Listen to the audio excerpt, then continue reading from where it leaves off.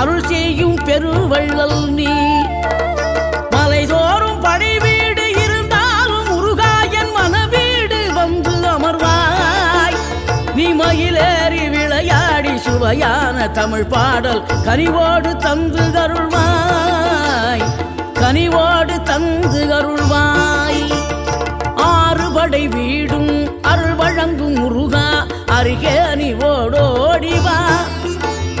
மூவிரண்டு முகம் ஜொலிக்க 6 கரங்களுடன் ஆதரவு தரவோ